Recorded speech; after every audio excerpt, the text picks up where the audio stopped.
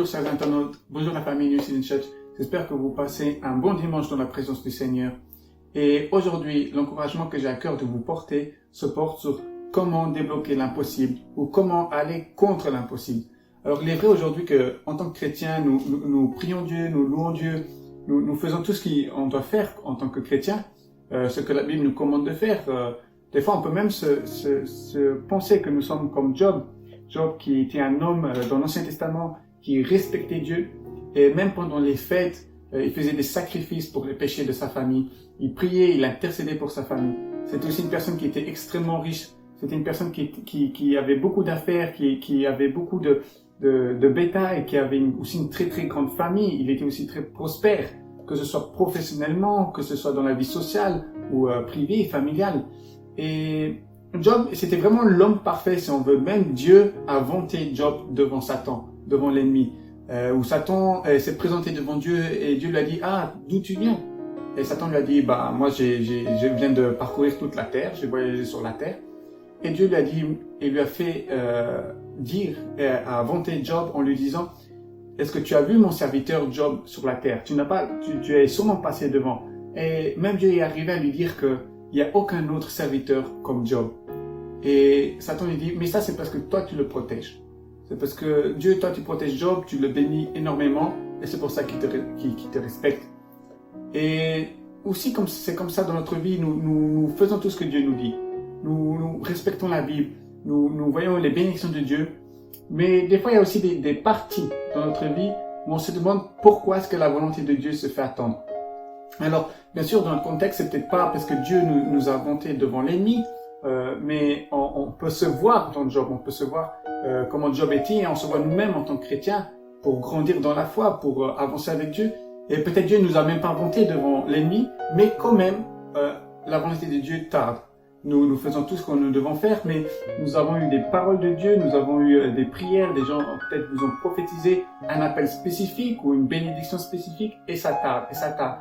Et au lieu que cette bénédiction arrive, au contraire, ce qui se passe, c'est que des situations impossibles qui vont rendre la bénédiction de Dieu impossible à venir. Alors, je voudrais vous parler vraiment d'une personne dans la Bible, qui n'est pas Job, parce que Job, c'était un peu vraiment comme on peut se sentir, mais une personne spécifique dans la Bible. Et cette personne, c'est tout simplement Isaac. Isaac est l'enfant de la promesse. Alors, pour vous mettre un peu plus dans le contexte, Isaac, c'est l'enfant d'Abraham. Et Abraham, dans Genèse 12, il a eu l'appel de Dieu. Dieu lui a dit, quitte ta famille où tu es maintenant, quitte ton pays et va vers le pays que je t'indique. Va vers le pays que je t'indique et le pays que je te montrerai, c'est là que tu vas prospérer. C'est là que tu vas accomplir l'appel que j'ai pour toi. Tu auras des nations vont sortir de toi. Et Abraham, il a agi par la foi. Et je pense que nous aussi, des fois, on est comme Abraham, on agit par la foi. Dieu nous donne une direction et on va dans cette direction. Et donc, ce qui s'est passé, c'est que donc Abraham, il a eu sa femme qui s'appelait Sarai, et la parole de Dieu est venue jusqu'à Sarai et Abraham. Et la parole de Dieu a dit, quand la parole a été proclamée sur la vie de la famille d'Abraham, il a dit qu'il y a un fils qui va venir de Sarai. Et il faut savoir que quand cette proclamation est venue, il y avait déjà la plus grande épreuve qui était là, une épreuve impossible, c'est que Sarai était stérile. Sarai était stérile, elle ne pouvait pas avoir d'enfant. Et c'est pour ça que quand la parole de Dieu a parlé dans la famille d'Abraham, a parlé chez Abraham, a parlé chez Sarai, Sarai, elle a ri en elle-même et elle s'est dit, moi, je suis âgée, j'ai été stérile toute ma vie et maintenant Dieu veut me donner un enfant. Il veut me donner une bénédiction. Comment est-ce que ce sera possible? Et justement, l'ange, quand il a parlé à Abraham et à Sarai, il leur a dit, l'année prochaine, au même jour, vous aurez alors cet enfant. Et ce qui s'est passé par la suite, c'est que, bien sûr, la volonté de Dieu s'est accomplie. La volonté de Dieu, la promesse de Dieu a été donnée à Abraham. Elle s'est accomplie et c'est là que Isaac est né. Et Isaac, il est vu comme l'enfant de la promesse. Une parole de Dieu qui a été proclamée dans la vie d'une personne, dans ce contexte, c'est dans Abraham, et elle s'est avérée. Et je sais que nous aussi, en tant que chrétiens, quand on va à l'église, quand on prie Dieu, quand on loue Dieu, il y a des moments où on ressent vraiment la volonté de Dieu. Une parole spécifique pour notre vie. Une parole, un appel spécifique, une bénédiction spécifique où Dieu veut parler. Et on sait que quand Dieu parle, Dieu va le faire. On sait que quand Dieu a une volonté, c'est une volonté parfaite, c'est une volonté qui va s'accomplir dans notre vie Et on sait que alors Dieu va vraiment accomplir cette volonté. Ce qu'il a dit, il va le faire. Parce que nous avons un Dieu puissant et nous avons un Dieu qui agit et qui est vivant. Et par contre, c'était pas le même cas chez Isaac. Isaac a eu le même problème que son papa. Isaac alors a eu pour femme Rebecca. Et Rebecca était stérile. Alors, avant que nous continuions vraiment dans cette prédication, je voudrais vous inviter alors à lire. On va commencer à lire dans Genèse au chapitre 25 et nous allons lire du verset 21 au verset 23. Donc je vais vous le lire, j'utilise la version seconde 21. Isaac supplia l'Éternel pour sa femme car elle était stérile et l'Éternel l'exauça. Sa femme Rebecca tomba enceinte. Les enfants se heurtaient à l'intérieur d'elle et elle dit « Si telle est la situation, pourquoi suis-je enceinte ?» Elle alla consulter l'Éternel. Et l'Éternel lui dit, « Il y a 2 nations dans ton ventre, et 2 peuples issus de toi se sépareront. Un de ces peuples sera plus fort que l'autre, et le plus grand sera asservi au plus petit. » Amen. Donc ici, je voudrais vraiment voir alors avec vous 2 clés qui vont nous permettre de vraiment aller contre la pensée. 2 clés qui vont vraiment te permettre à rentrer dans l'appel de Dieu. Et peu importe quelles barrières vont venir, tu sauras vraiment te combattre contre ces barrières. Et tu sauras vraiment faire que la volonté de Dieu s'accomplisse parfaitement dans ta vie. Alors, ici dans cette histoire, nous avons déjà vu un peu le contexte que Isaac est le fils d'Abraham. Et que c'était déjà là une parole impossible. Parce que Sarah, la maman d'Isaac, était stérile au moment où ils ont eu vraiment la parole de Dieu. Imaginez-vous, Dieu vous promet quelque chose. Et déjà votre situation actuelle empêche cette promesse. Déjà, la situation actuelle où vous vous trouvez empêche que, en fait, la bénédiction puisse venir. Et pourtant, elle s'est accomplie. Parce que nous avons un Dieu puissant. Mais par la suite, Isaac a reçu le même problème que son papa. Il a reçu le même problème, c'est que Rebecca, elle était stérile. Et nous l'avons lu maintenant au verset 21, que Isaac a fait quelque chose de très spécifique pour rappeler à Dieu ses promesses. Il a invoqué Dieu. Il a rappelé la volonté de Dieu dans sa vie et la volonté de Dieu que Dieu a promis dans sa famille. En effet, quand Dieu a parlé à Abraham, il lui a dit « Tu auras des nations ». Donc, ça veut dire que ça ne s'arrête pas à une seule personne. Ça ne s'arrête pas juste à un seul enfant. Mais ce qui s'est passé, c'est qu'Isaac, il a vu Rebecca qui était enceinte. Rebecca qui était stérile, excusez-moi. Et Rebecca ne pouvait pas avoir d'enfant. Qu'est-ce qu'il a fait? Qu'est-ce qu'il a fait Isaac? Nous pourrons le lire alors dans le verset, au verset 21. Isaac supplia l'Éternel pour sa femme, car elle était stérile. Et l'Éternel l'exauça. Sa femme Rebecca tomba enceinte. Donc ici on voit déjà, quand Dieu parle, quand Dieu a donné une prophétie, quand Dieu a accompli déjà sa parole, mais que voilà, on continue dans sa parole. Et il y a encore la bénédiction à recevoir et qu'elle ne vient pas, et que nous avons une épreuve, le point c'est de ne pas se taire, mais le point c'est d'aller vers Dieu. D'aller vers Dieu et de le rappeler. Comme Isaac il a fait, il a été vers Dieu et il l'a invoqué. La Bible dit qu'il a été consulté l'Éternel, qu'il a été vers l'Éternel et qu'il a prié pour l'exaucement de Rebecca, pour qu'elle soit une femme qui, de la stérilité, devienne une femme qui puisse procréer, qui puisse donner naissance à des enfants. Et c'est ce que je voudrais vous encourager ici. Vraiment, la première clé, c'est de ne pas attendre que la situation s'accomplisse, que l'épreuve passe et de souffrir dans la situation. Souvent, nous sommes simplement des personnes, nous nous asseyons sur notre fauteuil, nous prions Dieu, nous louons Dieu. Nous savons que Dieu, il a une promesse pour notre vie, pour notre appel, pour notre famille. Et pourtant, nous avons qu'une bataille après l'autre. Une bataille après l'autre. Elle vient, nous combattons une bataille. Après, nous avons eu la victoire sur celle-ci. Il y a une autre qui vient. Et à chaque fois, nous rencontrons que des batailles. Et j'aimerais te dire aujourd'hui, ne te laisse pas aller avec la vie. Ne te laisse pas aller avec les situations qui se passent. Si tu as une bataille, tu n'es pas appelé à la combattre seul. Je voudrais t'encourager de faire comme Isaac. Va vers Dieu, rappelle à Dieu ses promesses, pour que c'est Dieu qui bouge l'impossible. Alors, dans le contexte de Rebecca et d'Isaac, il faut savoir que dans ce contexte-là, ce qu'il y avait de plus précieux, c'était les enfants pour la famille. C'est ce que les peuples ou temps bibliques chérissaient le plus. Parce que qui dit enfant dit bien sûr un développement de la famille, dit bien sûr que les enfants plus tard, quand ils sont grands, vont aller travailler. La famille aura va devenir plus riche, que ce soit dans la nourriture, que ce soit dans les finances, ou sera aussi plus forte, parce qu'ils auront plus de main-d'œuvre. Mais aussi dans le développement, ils vont être beaucoup plus avancés. Ils vont pouvoir se soutenir plus pour leurs besoins. Et je pense que c'est la même chose dans nos ministères, dans notre vie. Quand nous voyons ce que nous chérissons le plus y attaquer, quand nous voyons que la bénédiction de Dieu ne s'accomplit pas, il ne faut pas être tout simplement comme les premiers chrétiens du 1er siècle. Il y avait une certaine philosophie qui se développait.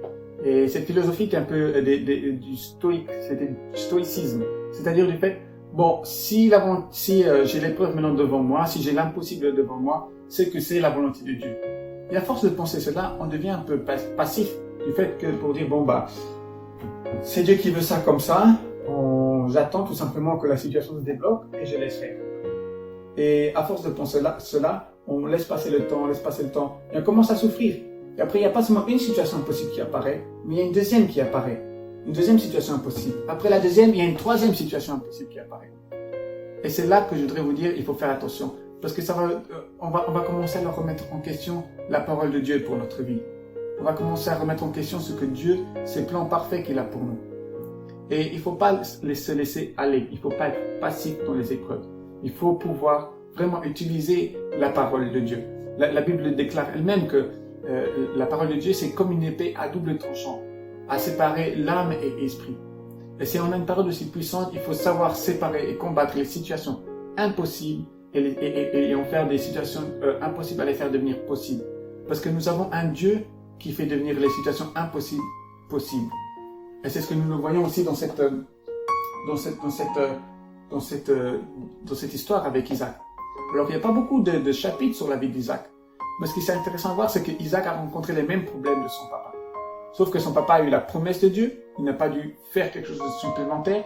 Isaac est l'enfant de la promesse, est devenu la promesse, est devenu une promesse accomplie, mais dans ce chemin, il a dû encore faire des combats.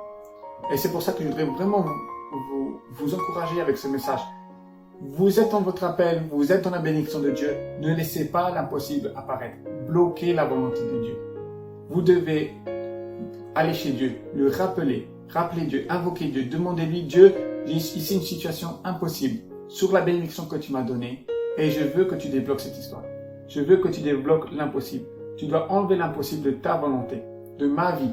Ce n'est pas possible qu'on puisse avancer comme ça. Tu es un Dieu qui m'a donné une bénédiction et comme tu l'as donné à Abraham, je veux que tu me la donnes à moi. Comme elle s'est exaucée à Abraham, je veux que cette situation s'exauce aussi dans ma vie.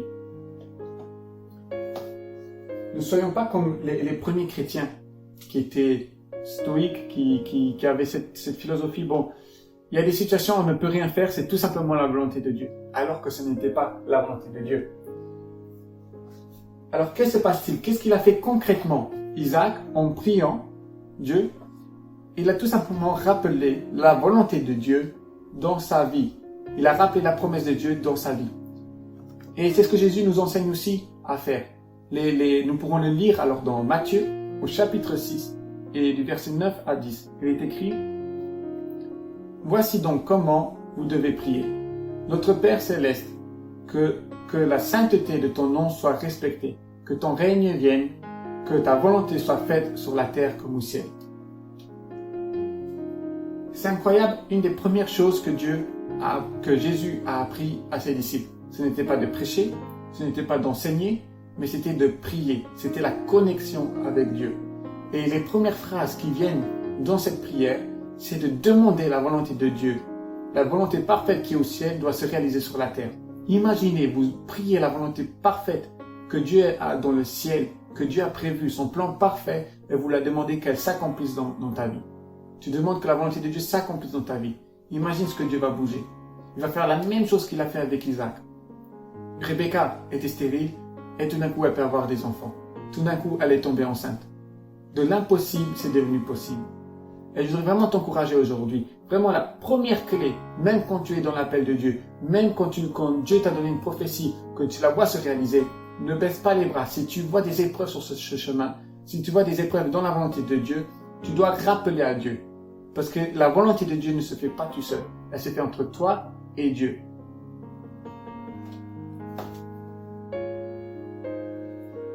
Alors, par la suite, mais nous avons vu vraiment cette première clé. Cette clé de tout simplement aller vers Dieu quand on est dans sa volonté, quand Dieu nous a donné une bénédiction, et d'aller vers Dieu et de lui rappeler, de dire Dieu, moi je ne suis pas d'accord avec cette situation. Tu as fait une promesse et je veux que cette promesse s'accomplisse parfaitement. Je ne vais pas me laisser abattre par les situations devant moi, mais je te prie pour que tu boostes les situations qui ne font pas partie de ta volonté. Et Dieu va s'accomplir. Et Dieu va accomplir vraiment de l'impossible possible. Et la deuxième clé que je voudrais alors vous partager, on va alors continuer à lire. La deuxième clé, c'est tout simplement savoir invoquer le nom de Dieu. Nous avons vu que la première clé, c'était simplement la prière, de prier la volonté parfaite de Dieu dans notre vie, la volonté parfaite de son plan que Dieu a fait pour notre vie, de la prier dans notre vie. Et le deuxième point, c'est que après que Dieu, nous le voyons au verset 23, au verset 23, nous voyons qu'en fait Rebecca, elle a eu la bénédiction du fait que Isaac a été consulté Dieu, que du fait que Isaac a prié Dieu, il n'a pas accepté la situation, il a dit non, je ne suis pas d'accord d'accepter cette situation, je veux que Dieu agisse. Et une fois que Dieu agit, Rebecca est tombée enceinte de 2 enfants. Et nous pourrons lire alors au verset 23 que Rebecca, elle a été demandée à Dieu, mais Seigneur, tu m'as donné cette bénédiction, je suis maintenant enceinte, mais dans cette bénédiction, avec ces 2 enfants, il y a beaucoup de mouvements, ils se heurtent. C'est comme s'ils se combattaient. Et Rebecca, alors, elle va simplement reconsulter l'Éternel. Et elle va lui demander où est le sens de cela. Et Dieu va lui répondre dans Genèse, au chapitre 25 et au verset 23. Et l'Éternel lui dit, il y a 2 nations dans ton ventre, et 2 peuples issus de toi se sépareront. Un de ces peuples sera plus fort que l'autre, et le plus grand sera asservi au plus petit.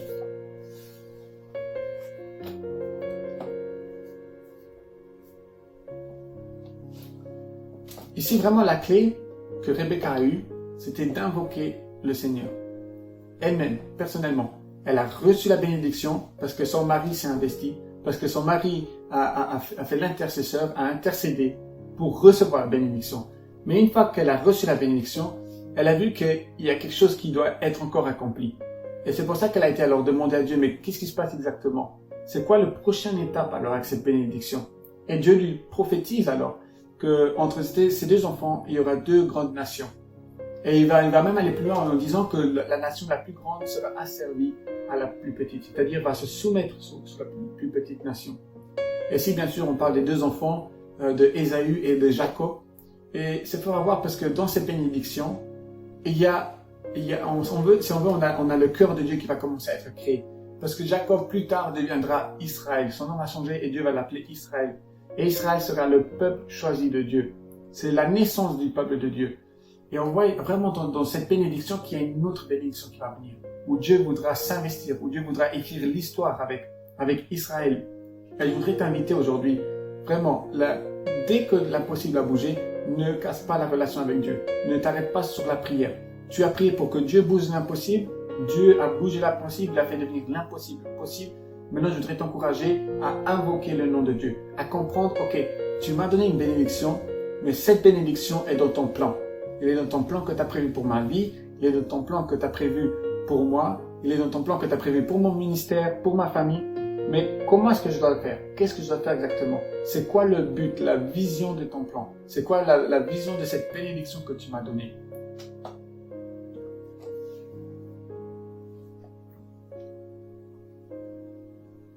Alors, nous avons vraiment vu qu'ici, il y a un autre pas.